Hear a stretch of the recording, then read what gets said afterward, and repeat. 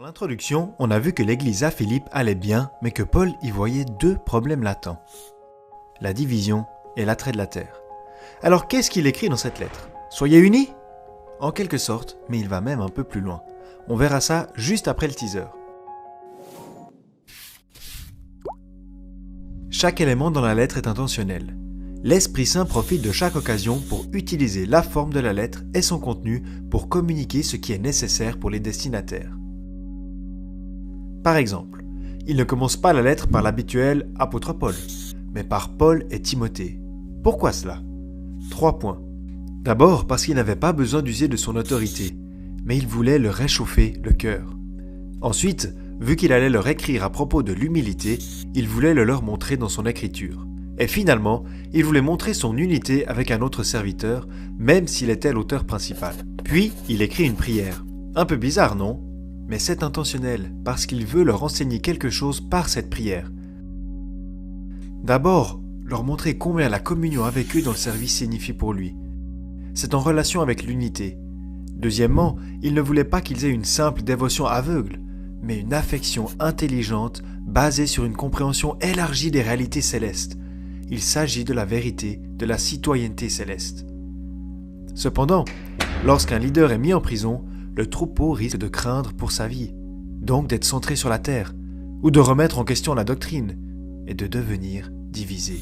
Paul les encourage en leur disant qu'au lieu d'arrêter l'œuvre évangélique, sa souffrance favorise vraiment la propagation de la bonne nouvelle.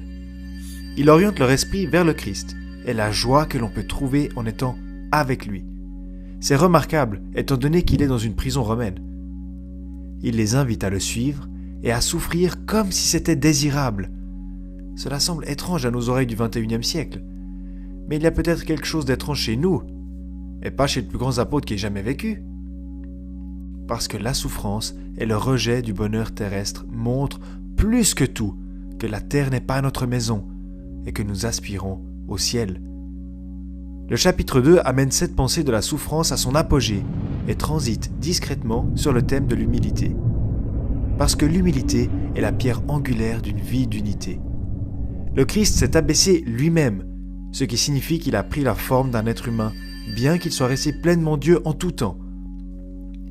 Il est devenu humain pour pouvoir souffrir la mort la plus cruelle qu'un être humain puisse mourir, cloué à une croix en bois. As-tu déjà vécu une situation dans ta vie où tu n'as pas été capable de montrer ton vrai potentiel et où l'on s'est moqué de ton incompétence? As-tu déjà pensé à quel point c'était humiliant pour un Dieu fort et puissant de cacher sa gloire et de devenir un être humain faible? Que notre Dieu est grand. Et comme le Christ s'est humilié lui-même et s'est donné lui-même pour le plus grand nombre, d'autres ont suivi son exemple. Paul parle de verser sa vie comme l'offrande de boisson qui était versée sur chaque sacrifice. Timothée a donné son temps et ses efforts pour Paul et l'Évangile. Épaphrodite a risqué sa vie pour les Philippiens. En un mot, Paul veut dire l'unité dans l'humilité, c'est un pour tous et tous pour un.